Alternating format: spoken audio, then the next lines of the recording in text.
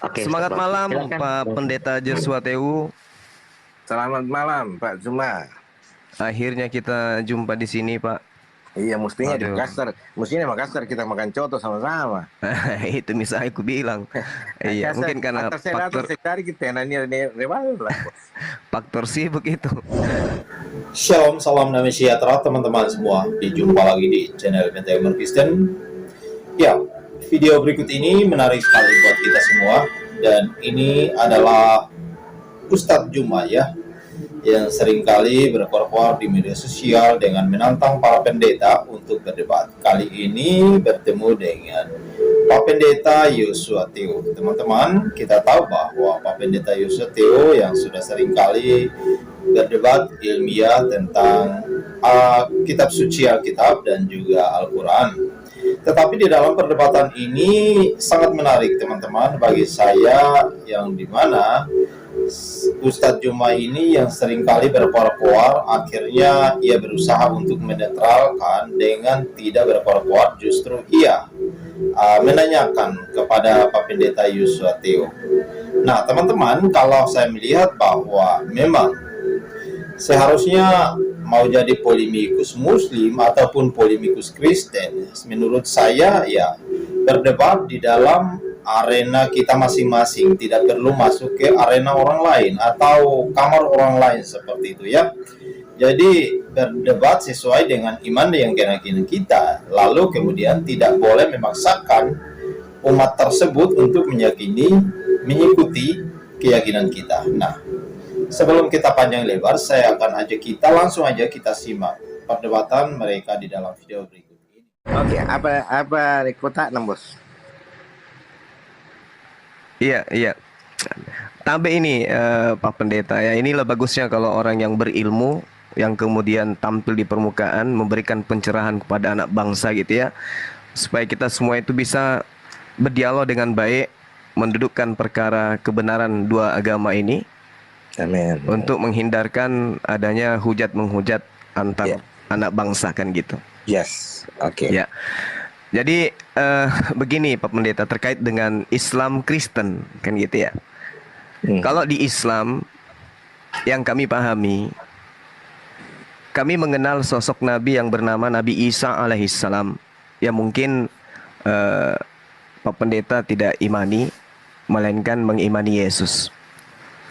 Di dalam Al-Quran gini Pak Pendeta, diterangkan bahwasanya wa inna la ilmu lis-sa'ah fala tamtarunna biha wattabi'un hadza siratul mustaqim. Al-Quran kemudian mensuplai pengetahuan kepada kami umat Islam bahwa sesungguhnya manusia bernama Isa itu benar-benar menjadi pertanda tentang hari kiamat. Karena itu janganlah ragu-ragu tentang kiamat itu dan ikutilah aku. Inilah jalan yang lurus. Nah, yang kami pahami secara garis besar, Nabi Isa alaihissalam datang kepada Bani Israel, kemudian Nabi Isa alaihissalam itu ditolak, lalu kemudian ingin dibunuh, lalu Allah menyelamatkan beliau, diangkat ke langit. Nah, kondisi ini kemudian, ini pandangan saya sebagai seorang Muslim, kondisi ini kemudian dimanfaatkan oleh ahli kitab, orang Farisi, untuk menjajakan sebuah konsep kepada Romawi dan Yunani, di mana konsep itu Nabi yang tadi melakukan mukjizat ini kemudian diajarkan sebagai dewa yang datang dalam rupa manusia. Nah, yang ingin saya sampaikan di depan Pak Pendeta ini, tolong disikapi, diluruskan ketika pemahaman saya ini keliru. Baik, Pak. Saya ingin mengatakan bahwa antara Yesus, Isa, itu tidak ada hubungannya dengan Kristen sama sekali dalam hal pengajaran. Kenapa saya mengatakan demikian? Sebab di dalam kitab yang Pak Pendeta pegang, Matius 24 nomor 27 misalnya, sebab sama seperti kilat memancar dari sebelah timur dan melontarkan cahayanya sampai ke barat, demikian pula kelak kedatangan anak manusia. Yang saya pahami, anak manusia di sini adalah Yesus yang datang untuk yang kedua kalinya. Artinya bahwa ketika matahari itu terbit, cahaya itu bersinar atau kilat itu kemudian memancarkan cahaya dari timur ke barat, maka seluruh makhluk yang hidup, dalam hal ini manusia, akan melihat dan mengetahui dan tersadarkan itu bahwa oh, utusan Tuhan Sang Mesias Yesus yang kami sebut Isa alaihissalam sudah datang untuk yang kedua kalinya. Sehingga dunia ini kemudian menjadi terkesima dengan kejadian itu. Karena ini adalah pertanda sesuai dengan Al-Quran, pertanda akan datangnya hari kiamat, maka manusia seluruhnya akan tersadarkan dengan adanya cahaya yang terlihat dari timur sampai barat ini. Tapi yang terjadi kemudian adalah yang disampaikan kepada kita dari teman-teman Kristen, tapi kami hargai itu adalah iman. Datangnya Yesus ke padang pasir pada saat ada ahli kitab bernama Paulus, orang Farisi, yang dia sendiri dengan orang-orang yang ada sekelilingnya yang melihat Yesus datang. Padahal kedatangan yang kedua itu belum. Nanti setelah cahaya itu bersinar dari timur ke barat. Yang kedua kali menurut Al-Quranul Karim. Tapi ternyata ketika Yesus mengatakan berpesan, jangan kau mendengarkan, jangan kau mendekati, jangan kau percaya ketika ada orang yang berkata ada Mesias di sini, ada Mesias di sana. Jangan kau percaya, kata Yesus. Tapi ternyata penilaian saya, pengakuan Paulus mengaku bertemu Yesus, siapakah engkau? Siapakah engkau Tuhan? Akulah Yesus yang kau aniaya. Itu di luar konsep yang diajarkan oleh sosok Nabi yang datang kepada Bani Israel. Ajaran yang ditambah-tambahkan menurut saya sehingga melahirkan konsep Kristen. Ini pandangan saya, Pak Pendeta. Karena Anda orang berilmu, tentu memahami hal yang saya sampaikan. Saya mohon untuk dicerahkan, khususnya kepada saya yang mungkin salah dalam menilai itu. Silakan. Baik, saudaraku Pak Suma, saya sangat menghargai, sangat menghormati pemahaman akidah Islam yang Anda sebutkan tentang Isa Al-Masih yang berlandaskan Al-Quranul Karim. Saya tidak membantahnya. Artinya itulah kepercayaan Islam berdasarkan kitab suci Al-Quran.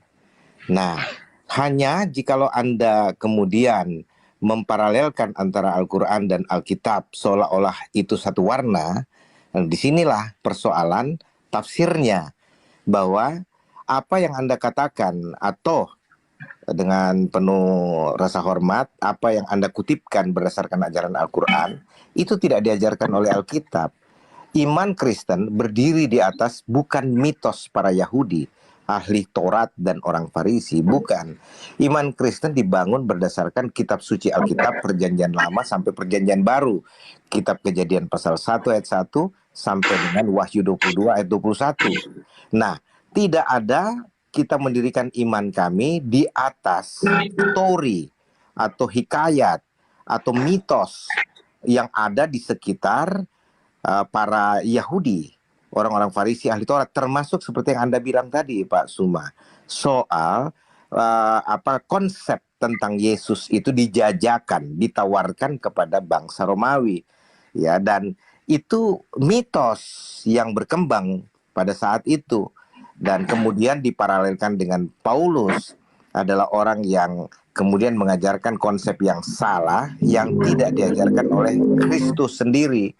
Nah, itu sebabnya saya katakan bahwa kalau kita berbicara mengkombinasi atau memixkan, mencampur adukkan antara pemahaman Al-Quran dan Alkitab, nah, kita akan dikaburkan dengan hal itu. Dominasi Islam dalam soal pemahaman Isa Al-Masih yang menganggap bahwa Isa Al-Masih itu adalah Yesus dan memaksa Alkitab atau orang Kristen harus mengaminkan apa yang diajarkan Al-Quran, disinilah letaknya kekeliruan itu, saudaraku. Nah, tapi saya sendiri sangat menghormati. Kalau begitu kepercayaan Islam, ya nggak ada masalah, silahkan. Disinilah yang bahasa Indonesia dari apa yang terkenal dengan ayat kum dinukum, apa ya, agamamu adalah agamamu, agamaku adalah agamaku. Begitu Sari Batang, sederhana saja. Iya, baik. Sebelum kita lanjut, saya ingin tahu dari Pak Pendeta, apa nggak keberatan kita dialog kayak begini, Pak? Enggak, saya enggak keberatan sama sekali. Artinya, asal dialog itu dengan motif untuk mencari pengetahuan yang benar atau untuk mengkonfirmasi, kayak Bapak bilang, itu kan saya sangat hormati, sangat hargai Pak Suma. Ketika Anda bilang, kalau pemahaman saya salah, tolong diluruskan. Itu kan sportivitas yang patut dijunjung tinggi, patut dihargai. Makanya ketika Anda berbicara seperti ini, saya sangat menghormati, saya sangat memberikan apresiasi dan semua teman-teman yang... Iya, teman-teman, kita melihat bahwa di dalam perdebatan ini menurut saya Juma ini berusaha untuk lembut atau menetralkan, karena ia paham betul bahwa lawannya itu bukan kaleng-kaleng teman ya, mana ya, adalah pakar sendiri. Sedangkan Ustadz Juma itu berkoar-koar karena dia bukan pakar, bukan ahli teologi, dan hanya berdasarkan karena ya kecepatan berbicaranya aja ya. Nah, oleh karena itu saya melihat bahwa ya, apapun perdebatan ilmiah baik tentang kitab suci Alkitab ataupun Al-Qur'an, ya seharusnya itulah yang dijunjung tinggi, yaitu sportivitas atau juga selalu menghormati satu sama yang lain, karena keyakinan itu tidak bisa dipaksakan. Nah, kalau saya melihat bandingkan dengan Ustadz Juma sebelumnya di dalam video-video beliau itu, ya ini copot ayat ini, ayat itu, lalu kemudian menyambungkan ke sini ke sana, lalu kita melihat bahwa ia itu tidak berada dalam satu pendirian. Karena setiap pasal itu ada konteksnya, apa yang dibicarakan. Nah, Juma itu hanya copot ayat sini sana. Nah, lalu kemudian modalnya adalah kecepatan berbicara. Nah, karena itu saya melihat bahwa ya di dalam perdebatan tadi itu sangat menarik sekali untuk kita dengar, karena kalau semacam itu Ustadz Juma yang selalu berkoar-koar di media sosial, maka menurut saya tidak akan menimbulkan ketersinggungan antara umat Kristen ya.